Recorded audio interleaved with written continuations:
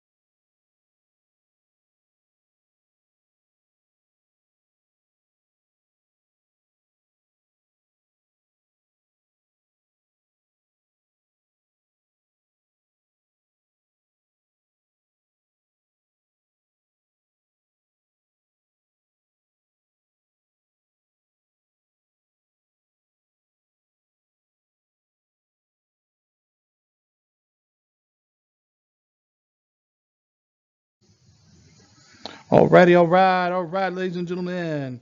Alright, it is Uncle Rizzy from Ohio in here to help you review for your EOC.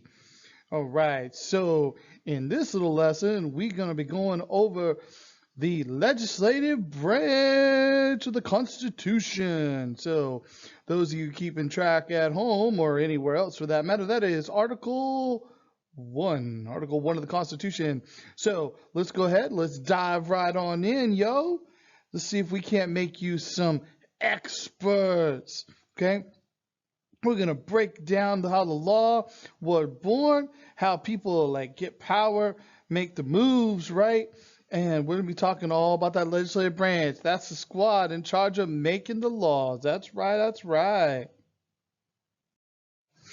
All right, so we got 3 levels of government, so we got 3 different sets of legislatures in this country. So first up, we got the local city council, county commission. They're the ones that write those ordinances. You know, the local rules you got to be dealing with. Things like no scooters on the sidewalk and crazy things like that. Then you got the state legislatures. This is your representatives and your senators. They write statutes and statewide laws. Example would be like the minimum age to drive here in the state of Florida. And then national U.S. Congress. This is your House and Senate. They write laws like the big time nationwide rules. They're the ones in charge of that. There'd be like federal taxes and national defense and all that kind of stuff. Now, before we go any further here, you may have noticed that well, you only see like my sunglasses and hair. Now, I was trying to work on it during that last little slide, but as you may have remember, your Uncle Rizzy not exactly technologically, well, real good. So this is about as good as I think I'm gonna be able to get it. So we'll see how it goes. You may or may not always see my glorious hair, or you see the hair, but the beard and stuff, you may not always be able to see it, but that's all right. Anyhow, so speaking of Congress, we talked about them in the last little section there. They are bicameral. That's just a fancy way of saying they got 2 houses. First, of course, you got the House of Representatives, where if you have more people, you got more reps, because that's all about that population, see? And then you got the Senate, 2 per state, no matter how big. So whether you Rhode Island, Texas, Florida, Montana, you got 2 senators, no matter what. Okay, that means bicameral. See? All right. Now, here's the thing. Once we get ourselves some kind of legislative body, whether it be Congress or whatever, we're going to take a look at how laws, like how they become in existence, right? So a bill's journey. See, so how does a law become a law, right?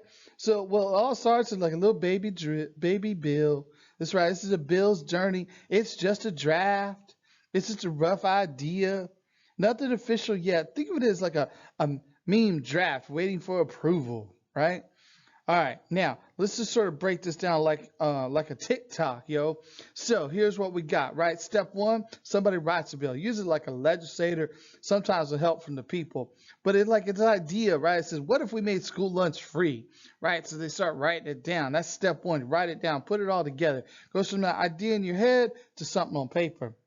Then step two, it goes to some kind of committee. These are small groups of people. They check the bill, debate it, tweak it, basically like a group chat, deciding if your idea is slay or nah.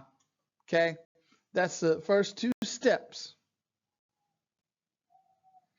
And then what we got, right? Step three. This is like if committee vibes with it, then the bill moves on to the full House or Senate for a vote. See, both sides have got to approve it, or it goes nowhere. All right. Then step four, if both houses vote yes, or like, yeah, then it goes on to the president or governor or mayor or whatever it may be. We usually think of the president or governor. Okay. But it's going over to the executive branch. And then whether they say slay or nah. Okay. The top boss can either sign it and it's now law, or veto it, rejected. Now, at the national level, see, the Congress can be like, yeah, see about that. They can override that veto. That takes major backup for them to do that, though. Oh, well, clearly the video's still not working, but anyhow. All right, now while we're speaking about what the Congress and whatnot can do when it relates to that they're a president, let's take a look. This is like bonus level right here. We're going to take a quick detour. The president wants to pick somebody for some kind of important job, like a judge or cabinet member. Okay. Then see, they do that. They say, yeah, I select you, kind of like, I choose you, that kind of thing. Right. But the Senate, they got to be the ones to come along and approve it. Okay. See, that's called an appointment confirmation. It's a big old fancy term. Think of it like, yeah, you're cute and all, but let's see if the crew says yes too. Okay, that's kind of how this goes down. All right, so now what we're going to do, we're just going to real quickly compare those different levels of government we talked about earlier. So you got local, right? People involved in this, that's the city council, that's like your legislative group, and then you got the mayor. And the law they make is called an ordinance. So like no skateboarding downtown or whatever. And then you got the state. This is where you get your state reps, your senators, right? You may even have your governor involved in this too, right? They create what's called statutes, like no texting while driving, that kind of stuff. And then at the national level, you got your Congress. That's your House and Senate. Those are your legislative groups. But once they get done with it, they do send it on to the president, right? And they pass it. It becomes what's called a law, okay? Now, the process, pretty much the same at all the levels, right? So you write the idea, committee checks it, vote it out, get approval from the top boss. Alrighty, EOC Review Squad. So that is the legislative branch, right? So that really begins with there in Article 1 of the Constitution with our Congress. That's the U.S. House and the U.S. Senate. All right. And then we talked about how bills become laws or statutes or ordinances or whatever it may be, depending on what level of government you have. All right. So here's the thing to always remember, though. Always remember this one. Your power is real. Okay. Your power to elect, your power to influence, all those things, it's all real. It's not just made up. Okay. So let's see here. Did I get everything? I think I got everything. I don't know. Oh, yeah. So here's the deal. There's going to be some more videos coming out, I'm sure. Different things I'm getting put together here for you. So make sure you're, stay safe, stay legal, and check out what's more to come.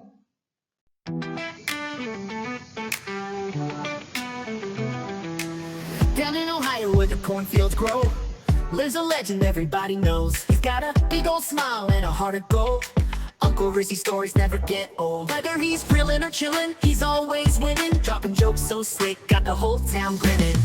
Uncle Rizzy, oh, he's the man. Spreading good vibes across the land. From the front porch swing to the rodeo, everybody loves Uncle Rizzy from Ohio.